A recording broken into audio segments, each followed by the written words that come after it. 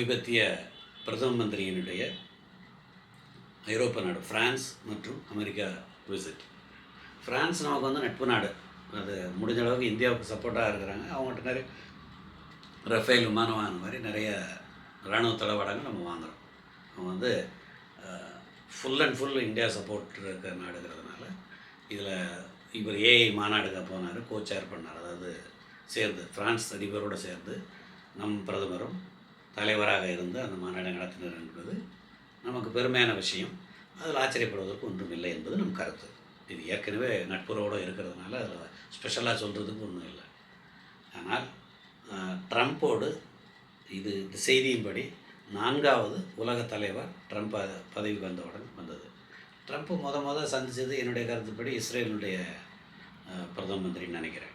அது இஸ்ரேல் அவங்களும் வந்து ஒரு கூட்டணி வைக்கிற மாதிரி இருக்கிறவங்க. அதனால் அடுத்து இஸ்ரேலுடைய நெருக்கடி அதிகமாக இருக்கிறதுனால அவங்க முதலிட சந்தித்ததில் ஆச்சரியப்படுவதற்கு ஒன்றும் இல்லை. பட் ட்ரம்ப் போன்ற தலைவர்கள் நம்ம வந்து இப்போ சைனாவை குறை சொல்கிறோம். அதாவது சைனா வந்து பக்கத்து நாடுகளை எல்லாம் கபலீகரம் பண்ண ட்ரை பண்ணுறாங்க. அதுவும் அங்கே உள்ள ஆட்சியாளர்கள் வந்து தேர்தல்னு ஒன்று இல்லாதனால ஒரு கும்பல் இருந்துக்கிட்டு செய்கிறாங்கிறது என்னுடைய குற்றச்சாட்டு. ஒரே கட்சி, அவர்கள் நினைத்தது தான் மக்கள் கருத்து, அது மக்கள் கருத்தினுடைய வெளிப்பாடு தான் அது என்று நாம் சொல்ல முடியாது. அதனால் நான் சைனா வந்து மிக கடுமையாக எதிர்க்கிறேன். அவங்களுடைய அணுகுமுறையும் தப்பு, அவங்களுடைய அரசியல் முறையும் தப்பு. சரி, பக்கத்தில் உள்ள நாடுகளுக்கு அச்சுறுத்தலாகவும் உலக அச்சுறுத்தலாக மாறிக்கொண்டிருக்கின்றது என்பது தான் என் கருத்து. உலக அச்சுறுத்தலுக்கு ஆரம்ப புள்ளி வந்து கொரோனா அவங்க பரப்புனது. சரி, அதில் பல லட்சம் மக்கள் எல்லா நாடுகளையும் இழந்தோம். சரி, ட்ரம்ப் வந்து ஒரு ஜனநாயக நாடு, 4 வருஷத்துக்கு மேலே அவர் எதுவும் அங்கே பண்ண முடியாது. இப்போ 2வது டைம் வந்திருக்காரு. இதுக்கப்புறம் அவர் தேர்தல் நிற்க முடியாது. 2 டைம் தான் அமெரிக்காவில் தேர்தல் நிற்க முடியும். ஸோ ஒரு டைம் தோற்று போனாலும் 2வது டைம் வந்திருக்கிறாரு. 2 தலைவர் பொறுப்பு வந்த பிறகு அமெரிக்காவில் திருப்பி வர முடியாது. இந்த 4 வருஷத்தில் அவருடைய பேச்சுக்கள்லாம் பார்த்தா ஜிஜிபின்னுடைய அணுகுமுறையை விட மோசமாக இருக்கிறது என்பது என் கருத்து. ஓகே, நம்ம நாட்டுக்கு பெரிய ஆபத்து இல்லை என்றாலும் ட்ரம்ப்பினுடைய பேச்சு கனடாவை 51வது மாநிலமாக அமெரிக்காவோடு இணைக்க வேண்டும். அப்போது சைனாவுக்கும் ட்ரம்ப்புக்கும் என்ன வித்தியாசம்? சைனா வந்து தாய்லாண்டை நாங்கள் எங்கள் இடம் நாங்கள் இணைச்சிக்கிடுவோம், நாங்கள் ஒரு தனி நாட்டை வந்து நாங்கள் இணைச்சிக்கிட்டோன்னு சண்டை போட்டு இருக்கிற வேலையை தான் இவர் கிரீன்லாந்தை நாங்கள் விலைக்கு வாங்குவோம், இல்லைன்னா ஃபோர்ஸ், அதாவது இராணுவத்தை வைத்து மீட்டெடுப்போம். இது என்ன ஒரு அபத்தமான வாதம்? மெக்சிகோ வளைகுடா வந்து அமெரிக்கன் வளைகுடான்னு மாற்றிட்டோம், பேரை மாற்றிட்டோம். கல்ஃப் ஆஃப் மெக்சிகோ வந்து பேரை மாற்றுறோம். அப்போ மெக்சிகோவுக்கு அச்சுறுத்தல் கொடுக்குறாருன்னு அர்த்தம். பனாமா கால்வாய் மெக்சிகோ பக்கத்தில் இருக்குது. அந்த கால்வாய் வந்து விட்டது தப்பு, நாங்கள் திருப்பி வாங்க அதாவது விலை பேசுகிறாரு. ஸோ இதையெல்லாம் விட காசாவையும் விலைக்கு வாங்குவோம்னு பேசுகிறாரு. அதாவது இஸ்ரேல் பக்கத்தில் உள்ள ஹமாஸினுடைய தொந்தரவு உள்ள பகுதியையும், அதாவது இந்த ஆசிய நாடுகள் உள்ள பிரச்சனைகளுக்கும் இவர் மேற்காசிய நாடு அதில் உள்ள பிரச்சனைகளையும் நாங்கள் இடத்த வாங்குவோம்னு சொல்லி இந்த மாதிரி அபத்தமான நிறைய விஷயங்களை பேசிக்கிட்டு இருக்கிறாரு. ஒரே ஆறுதலான விஷயம், 4 வருஷம்தான் இவர் துள்ளி இருக்க முடியும். அதுக்கப்புறம் வந்து நிச்சயமாக மக்கள் வேறு யாராவது தான் எடுக்க போகிறாங்க. இவ்வளவு அபத்தமாக யாரும் இருக்க போகிறதில்லை என்பது என் கருத்து. இருந்தாலும் ட்ரம்ப் போன்றவர்கள் பேச்சு ஜனநாயக நாட்டு தலைவராக இருந்து கொண்டு அந்த நாட்டை வாங்கி இந்த நாட்டை இணைப்பேன்னு சொல்வதெல்லாம் வந்து இது 21ஆம் நூற்றாண்டில் இந்த யுனைடெட் நேஷன்ஸ்னு உருவாக்கப்பட்டு மற்ற நாடுகளுடைய சாவரனிட்டி, இறையாண்மையை மதிக்க வேண்டுங்கிறத முதல் அமைப்பு. இந்த 2வது உலகப் போர் முடிஞ்ச பிறகு இனி ஒரு உலகப் போர் வரக்கூடாது. பெரும்பாலும் இந்த நாடுகளை பிடிக்கிற பிரச்சனையால் தான் உலகப் போர் வந்தது. ஸோ அது இருக்கக்கூடாதுங்கிற காரணம் மற்ற நாடுகளுடைய சாவரனிட்டி, அதாவது இறையாண்மையை மதிக்க வேண்டுங்கிறது முக்கியமான தாற்பயம். அதில் ஒரு பெர்மனன்ட் மெம்பராக இருந்துக்கிட்டு சைனா பண்ணுறது அட்டுழியம்னு நம்ம சொல்கிறோம். அதே அட்டுழியத்தை ட்ரம்ப் செய்கிறார் என்பது நம் குற்றச்சாட்டு. இந்த சூழ்நிலையில் நம் பிரதம மந்திரி அங்கே போகிறார். ஏற்கனவே வரி விதிப்பு பிரச்சனைகள் வந்து கனடாவுக்கு நான் 25% எக்ஸ்ட்ரா போடுவேன், சைனாவுக்கு 25%லேருந்து 100% போடுவேன். சைனா வந்து ஒடுக்கப்பட வேண்டிய நாடு. அவங்க வந்து அவர்கள் செயல்பாடுகள், அரசியல் செயல்பாடுகள் மிகவும் வன்மையாக கண்டிக்கப்பட வேண்டிய செயல் என்பது என் கருத்து. அதனால் அதனால் அவங்களோட பேசுகிறது நெருக்கடி கொடுக்கறதுல நியாயம் இருக்கிறது. மற்ற நாடுகளை இவர் தொந்தரவு செய்வது என்பது மிகவும் தவறான நடவடிக்கை என்பது நம் கருத்து. இந்த சூழ்நிலையில் இந்தியாவும் அதிகமாக வரி விதிக்கிறார் என்று அவர் அப்பப்போ குற்றச்சாட்டு செய்தால் கூட அந்த கடுமையான வரி விதிப்பு விஷயத்தில் இன்னும் இந்தியா மேலே அவர் ஆரம்பிக்கலை. பட் ரெசிப்ரோக்கல், ஒரு நாட்டில் எத்தனை பர்சன்ட் அதே இது நாமளும் பண்ணுவோம். நம்ம இங்கே 10% பண்ணுறோம், அங்கேயும் 10% பண்ணுவோங்கிறது அதில் தவறு காண்பதற்கு எதுவும் இல்லை. இதனால் பாதிப்புனா அந்த நாட்டு மக்களுக்கு தான் அதிகம் ஏற்படவில்லை. எல்லா நாட்டிலையும் நீ இப்போ அதிகமாக போடணும்னா அவன் உள்ளூர் உற்பத்தி இல்லைன்னா வெளிநாட்டிலேருந்து வர்றது நின்று போயிடும். உள்ளூர் உற்பத்தி எல்லாம் சர்ப்ளஸ் ஆன பிறகு இந்த மாதிரி பேசுனாங்கன்னா அதில் ஒரு அர்த்தம் இருக்கும். இல்லைனா அவங்களுக்கே தட்டுப்பாடு ஏற்பட்டு தொங்க வேண்டிய நிலைமைக்கு வரும். இது உள்ளூர் உற்பத்தியை பொறுத்தளவுக்கு அமெரிக்காவில் எல்லா பொருட்களும் அவர்கள் கிடைக்கிறது என்றால் அது இல்லை என்பது என் வாதம்.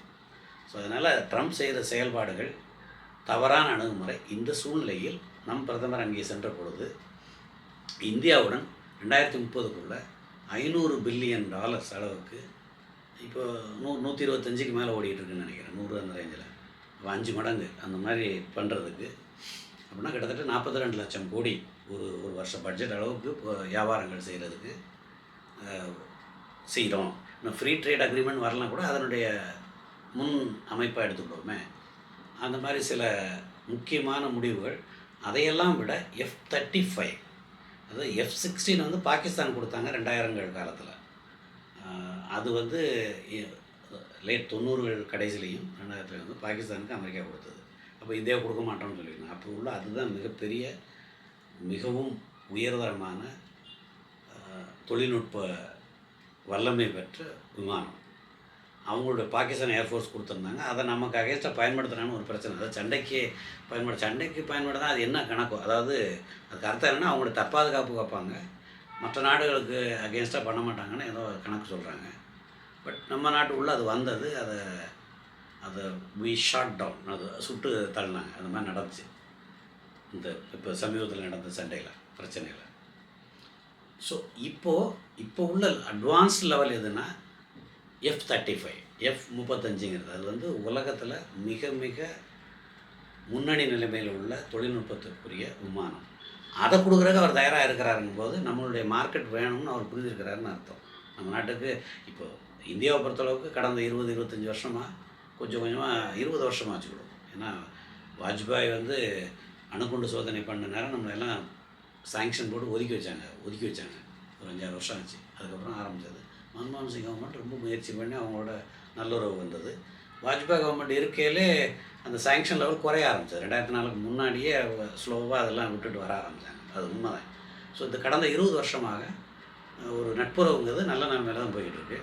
இதில் இந்த மாதிரி F-35 கொடுப்போம்னு சொல்கிறது வந்து மிக மிக தேவையான, நம் பாதுகாப்புக்கு தேவையான மிக முக்கியமான டீல் நம்ம இதை எடுத்துக்கலாம்.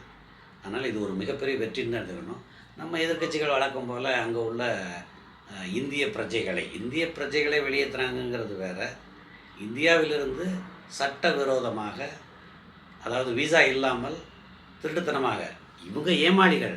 அப்போது அது என்ன செய்யணும்னா கூட்டு போகிற ஏஜெண்ட்டை வந்து நிச்சயமாக கடுமையான தண்டனை கொடுக்கணும். இவங்கள்ட்ட பணத்தையும் வாங்கிட்டு ஒவ்வொருத்தரும் 30 லட்சம் 40 லட்சம் கொடுத்துட்டு போகிறோங்கிறாங்க. பாவம், அவங்க ஏமாற்றப்படுறாங்கிறத அவங்க அதை பற்றி ஒரு வீடியோ போட்டிருந்தேன். அவங்கள திருப்பி அனுப்புறதை பற்றி ஒரு எதுவும் பேசலை. அவங்களுக்கு ஹேண்ட்கப் போடுறாங்க. அந்த நாட்டில் கைது பண்ணால் ஹேண்ட்கப் போடுவாங்க. அதை வந்து சட்டவிரோதமாக போனால் எங்கள் நாட்டில் வந்தால் நீ தொடக்கூடாதுலாம் யாரும் பேச முடியாது. நம் நாட்டில் தவறு செய்தால், ஒரு அமெரிக்க பிரஜை தவறு செய்தால், நம் நாட்டு சட்டப்படி நம் நாட்டில் நடவடிக்கை எடுக்கும்போது அமெரிக்கா அதை கேள்வி கேட்க முடியாது, சட்டப்படி செய்யும்போது. அது மாதிரி தான் நம்ம நாட்டில் வந்து ஹேண்ட்கப்புங்கிறது ரொம்ப ஹார்ட்கோர் குற்றவாளியை தான் பண்ண முடியும். ஸோ பொதுவாக செய்ய முடியாது. அங்கே சும்மாவே ஹேண்ட்கப் போட்டு விட்றாங்க, கை விலங்கு போட்டு விட்றாங்க. அதை போடக்கூடாது, எங்கள் மக்களுக்கு மட்டும் நீ ஸ்பெஷலாக ட்ரீட் பண்ணலாம் பேசுகிறது அபத்தமான வாதம் என்பது நம் கருத்து. நீ அங்கே வச்சுட்டு நானே எங்கள் ஆளுகளை வச்சு கூப்பிட்றோன்னு சொல்கிறதும் வந்து அப்படி இவங்க கேட்குறாங்க. நீயே அவங்க மிலிட்ரி பிளைனை கொண்டு வர விடுற, நம்ம பிளைனை வச்சுட்டு நம்மன்னா இப்போ நம்ம நாட்டுக்குன்னு சொல்லி தனியாக கிடையாது, ப்ரைவேட்டில் தான் ஹையர் பண்ணி தான் அவன் அனுப்புகிறோம். அவன் அனுப்புறதுக்கு அவன் காசு வாங்கத்தான் போகிறான். ஸோ அந்த மாதிரி இருக்கையில் இது அங்கே கண்டுபிடிக்கப்பட்ட சட்டவிரோதமாக உள்ளே நுழைந்த நம்ம மக்கள். அவர்களை திருப்பி அனுப்புவதில்லை. அவர்கள் நம் மக்கள் தான், பாரத நாட்டு மக்கள் தான், நம்ம திருப்பி ஏற்றுக்கொள்ளத்தான் வேண்டும். இதன் சார்பாக இதை காரணம் வச்சுக்கிட்டு மற்ற நாடுகள் அங்கே உள்ள பிரச்சனைக்கு இந்தியாவுக்குள்ளே போய் உட்காந்துக்கலாம் வர விடக்கூடாது, கவனம் பார்க்கணுங்கிறது என் கருத்து. அதேமாதிரி நம்ம நாட்டிலையும் சட்டவிரோதமாக மற்ற நாட்டு பிரஜைகள் இருக்குமோ அவங்க திருப்பி அனுப்பி தான் ஆகணும்னு நான் உறுதியாக தான் சொல்கிறேன். அதில் மாற்றுக்கிறது நமக்கு ஒரு நியாயம், மற்ற நாடுக்கு ஒரு நியாயம் என்று சொல்ல முடியாது. எனவே இந்த விஷயத்தில் எதிர்க்கட்சிகளும் சரி பத்திரிகைகளும் சரி செய்வது வெற்று அரசியல். தவறான அரசியல், தவறான அணுகுமுறை. தவறான முறையில் இங்கிருந்து போனவர்களை அவர் திருப்பி அனுப்புகிறார்கள் என்றால், அது நம் நாட்டவர்கள் என்றால், நாம் அவர்களை மறுபடியும் ஏற்றுக்கொள்ள வேண்டும். அவர்களுடைய மறுவாழ்வுக்கு முடிந்த அளவு அரசு என்ன உதவி செய்ய முடியுமோ அதை செய்யலாம்.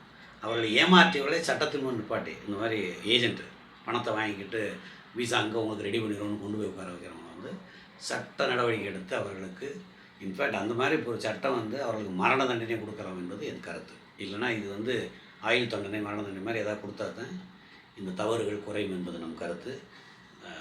இந்த விசிட்டு, நம்ம பிரதம மந்திரியுடைய விசிட் வந்து மிகவும் வெற்றி அடைந்த, பாராட்ட வேண்டிய விசிட். அது மட்டும் இல்லை, சமீபத்தில் இன்னொரு செய்தி வந்து அதையும் சேர்த்தே சொல்லிடுறேன்.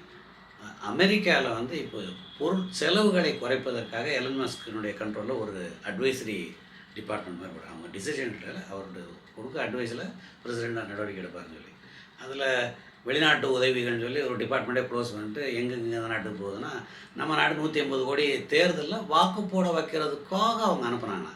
பேர்த்தல் அவ்வளோ ஏமாற்று வேலை. இந்த மாதிரி பணங்களை இந்த சார்லஸ் சோரஸ் மாதிரி அவங்களுடைய அவன் பண்ணுறதே வந்து அட்டூழியம். அந்த நாட்டில் இருந்துக்கிட்டு உலக நாட்டில் ஜனநாயகத்தை கொண்டு வரணும் அப்படின்னு சொல்லி இல்லாத சேட்டைகளில் மறைமுக நாட்டுக்கு விரோதமான, பங்களாதேஷில் அந்த நாட்டு ஆட்சி விழுந்தது இவர்கள் செய்த சேட்டை. நம் நாட்டிலும் பல விஷயங்களில் போராட்டம், வன்முறை, இந்த மாதிரி வன்முறைன்னு வரதான்னு தெரியல நடக்குது.